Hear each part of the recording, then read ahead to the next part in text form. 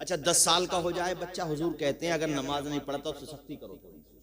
मतलब सख्ती का मतलब ये कुछ डांट, थोड़ा सा हल्का सा उसकी पिटाई भी करो ताकि नमाजी बन जाए। क्यों?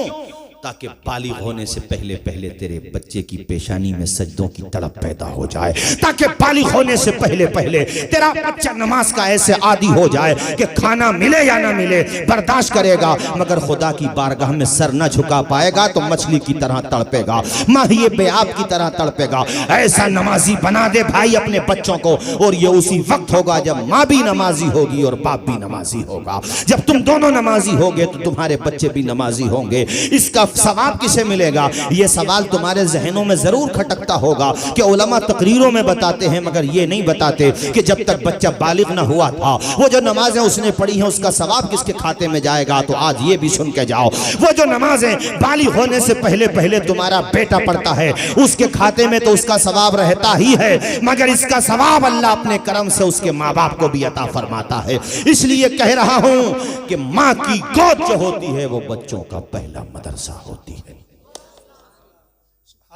अच्छी तरबियत दो। माओ से कह रहा हूं मोबाइलों की आदत मत डलवाओ बच्चों को, वरना आंखें कमजोर हो जाएंगी उनकी। इधर देखो मेरी तरफ भाइयों, ये किसकी बात बता रहा हूं मैं? बाबा फरीद की। मुस्कुरा के बोलो ना यार, अरे वलियों को मानने वाले हो कि नहीं?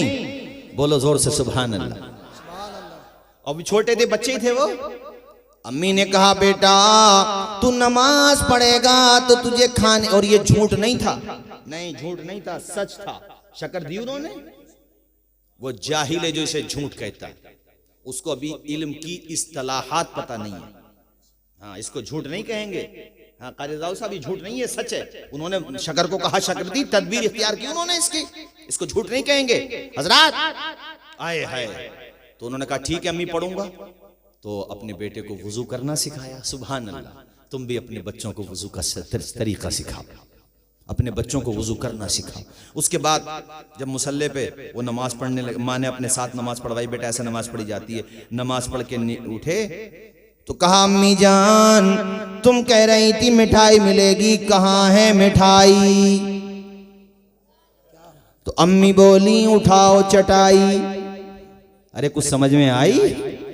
जब उठाई चटाई तो नीचे मौजूद थी, जरा जोर से और जोर से, नीचे मौजूद थी मिठाई। तबीयत से खाई, दिल बाग बाग हो गया। अब नमाज पढ़ के निपटे तो फिर दूसरी नमाज का इंतजार हो गया। अब दिल बेताब था कि मिठाई कब मिलेगी। माँ जानती थी बेटा मिठाई का बहाना होगा, खुदा की बारगाह में आना होगा। ऐसे ही तुझे सजदों का शौक पैदा हो जाएगा, नमाज का शौक पैदा हो जाएगा। कैसी माएँ थी सुभान अल्लाह, क्या तौरिया इस्तेमाल करती थी, तदबीरें इस्तेमाल करती थी ताकि बच्चे हमारे नमाजी हो जाएं। क्या बात है, सुभान अल्लाह। जरा ऊंचा बोलो। अच्छा कुछ दिनों तक तो वे ऐसे करते रहे और उन्हें माशाल्लाह नमाज की आदत। मौलाना अभी साहब थोड़ी देर कहीं जा रहे हैं क्या? कोई जरूरत? अच्छा ठीक है, आप कलमा शरीफ पढ़े, ला इलाहा इल्लल्लाहु मुहम्मदुर रसूलुल्लाह। अच्छा उनको पड़ गई आदत नमाज की, बच्चे थे, पड़ गई खूब आदत माशाल्लाह। अब एक दिन दोस्तों के साथ खेलते खेलते कुछ दूर निकल गए। दूर का मतलब बहुत दूर, बहुत दूर भी नहीं, मतलब इतनी दूर कि आ ना सकें घर को। वहीं पे अपने दोस्तों से कहा कि नमाज का टाइम हो गया, तुम्हारी अम्मी तुम्हें नमाज नहीं पढ़ाती हैं? तो उसमें से किसी ने क्या कहा क्या नहीं कहा, कहा ठीक है मेरे साथ आओ नमाज पढ़ो। सबको अपने साथियों को, देखो बच्चों की जमात कितनी प्यारी होती है। बच्चे प्यारे होते हैं तो संसार भी प्यारा होता है। किसी भी कौम के बच्चे उस कौम का मुस्तकबिल होते हैं, फ्यूचर होते हैं भाइयों। इसलिए तुमसे भी कहता हूँ खड़गपुर के मुसलमानों, अपने बच्चों को जाहिल मत रखना, उनके हाथों में कलम दे देना, बेशक सुभान अल्लाह, उन्हें पढ़ा करके जाना। और ये कभी ना सोचना कि हम एक छोटे से देहात में रहते हैं, हमारे बच्चे कैसे पढ़ेंगे। नहीं भाई, इसका ताल्लुक शहरी या देहात से नहीं है। अगर जज्बा सच्चा होता है तो देहात की जमीन में भी गुलाबों को खिलाया जा सकता है। सोचना, मन बना के जाना।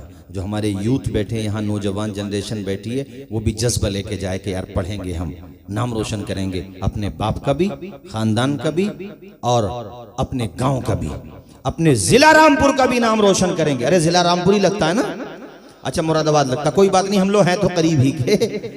हाँ, ये तो क्षेत्र पूरा वैसे रामपुर के करीब है, मैंने इसी वजह से रामपुर कह दिया, कोई बात नहीं। बहरहाल मुरादाबाद लगता है ना, तो हम तो मुरादाबाद का नाम रोशन करेंगे, ये सोच करके जाना। ये सबसे कह रहा हूं, बच्चों को पढ़ाओ, ठीक है? बच्चों को, आवाज आए बच्चों को। ये मैं तकरीर हर जगह करता हूँ, ये जुमला मैं बच्चों को पढ़ाने के लिए हर जगह बोलता हूँ। कोई ना कोई तो दीवाना होगा जो दिल में लिख के जाता होगा कि यार पढ़ाना ही है बच्चों को। कोई गाली देगा उसकी बर्दाश्त कर लेंगे, वहां नहीं उठाएंगे पैसा झगड़ों में, तो ये दे ले गाली, तेरा बदला अल्लाह पाक की बारगाह में हम तलब करेंगे, अल्लाह ही बदला लेगा हमारी तरफ से। ये माफ कर दो उसे, और दिल ज्यादा ही दुखा दिया है तब भी सब्र कर लो भाई, माफ कर दो, बल्कि मोमिन भाई है तो तुम उसे माफ करोगे, अल्लाह तुम्हारे गुनाहों को माफ करेगा। उससे मत लड़ो। वो पैसा वहां जो उठा रहे थे ना, अब तो जरा जरा सी बातों पे झगड़े हो जाते हैं और 307 बनती है, लाखों लाखों रुपया उठ जाता है। वो लाखों लाखों रुपया वहां ना उठाओ, बच्चों की तालीम पे उठाओ। एक बेटा भी खानदान में पड़ गया ना तो पूरे खानदान का भी नाम रोशन और पूरे गांव का भी नाम रोशन। बेशक, सुभान अल्लाह, सुभान। बताओ है कि नहीं बात? अभी हमारे हाफिज गुलाम मुस्तफा साहब और हम आ रहे थे, रास्ते में तो बात चल रही थी। मैं गया एक दफा बंगाल, उसका गांव का नाम याद तो नहीं रहा, ताहिर रजा भी थे ये रामपुर वाले। मुझे याद आता है उस गांव, वो गांव जो है ना उसका कुछ हिस्सा बांग्लादेश में लगता है, बॉर्डर पे है बिल्कुल, वहां बड़ी फोर्स रहती है। उस गांव में मेरे ख्याल से 12 या 13 लोग तो आर्मी में हैं, इंडियन आर्मी में, और उसके अलावा गांव है। देखो ये तुम्हारा मैं मनोबल बढ़ा रहा हूं ताकि तुम्हें अंदाजा हो कि गांव या शहर की बात नहीं होती है, जज्बा हो तो देहात का आदमी भी कामयाब हो सकता है, ये बताना चाह रहा हूं तुम्हें। उसके अलावा MBBS डॉक्टर भी हैं उस गांव में, और माशाल्लाह कई बेहतरीन आलिम भी हैं उस गांव में। हमें तो आलिमों ने बुलाया था, ये मैं बंगाल के गांव की बात बता रहा हूं। और आप भी अपने वहां तलाश करोगे कितने गांव मिलेंगे। खुद मेरे गांव में अल्हम्दुलिल्लाह 50 से ज्यादा हाफिज हैं, 50 से ज्यादा अल्हम्दुलिल्लाह। अपने आसपास कितने गांव में जहां 50 से ज्यादा हाफिज हैं, उलमा भी हैं। मैं चाहता हूं कि ये तो मदरसे उलमा बना रहे हैं, बाकी लोगों को स्कूल बनाने चाहिए। जो मालदार लोग हैं वो मील कारखाने न बना करके अच्छे अच्छे स्कूल बनाएं, अपना उसका सिलेबस लेकर के चलें, जिनको नॉलेज है उनसे संपर्क करें, और एतमाद के लोग हों तो स्कूल भी बनाएं। उस बिजनेस पर्पज से भी बना लो, उससे कमाई भी होती रहेगी और बच्चों के हाथों में कलम भी आता रहेगा। आइडिया सही है कि नहीं? बोलो यार, हैं? और ये काम हो सकता है, आराम से हो सकता है। और बच्चे जब अपने पढ़ जाएंगे ना तो कोई बेवकूफ थोड़ी बना पाएगा, वरना पढ़ा हुआ नहीं होगा, नेता भी होगा तो फिर वो यही कहेगा बगैर माइक के सुन लो कि इंटर करके 12वीं आ जाइए। समझ गए ना? समझ गए बेटा? किसकी बात हो रही है बताओ? अरे क्या कहने, इसका मतलब नेट से जुड़े हुए हो। समझ गए भाई, समझ गए।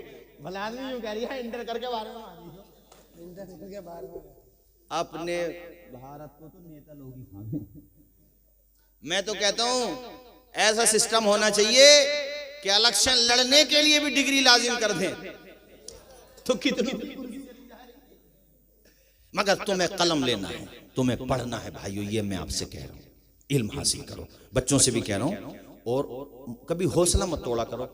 मैंने देखा बाज़ बच्चे पढ़ रहे थे, मैं जलसों में जाता हूँ तो चूंकि एक जगह कई दफ़ा चला जाता हूँ तो बाद में पता चलता हजरत पढ़ाई छोड़ दी, फेल हो गए थे, अच्छे नंबर नहीं आए, अच्छे मार्जिन नहीं थे, हिम्मत टूट गई। अरे यार चूंटी को नहीं देखा तुमने? एक छोटी सी मखलूक है, चूंटी दीवार पे चढ़ती है, फिर गिर जाती है, फिर चढ़ती है, फिर गिर जाती है, फिर चढ़ती है, फिर गिर जाती है, मगर वो अपना मिशन, अपना हदफ, अपना विजन नहीं भूलती, चढ़ती रहती है, चढ़ती रहती है, यहाँ तक कि अपनी मंजिल को पहुंच ही जाती है। तो याद रखो, कश्तियां जब लहरों से टकराती हैं ना तो एक न एक दिन साहिल पे पहुंच ही जाती हैं। दाना जब खाक में मिलता है तो बताओ गुलजार बन ही जाता है।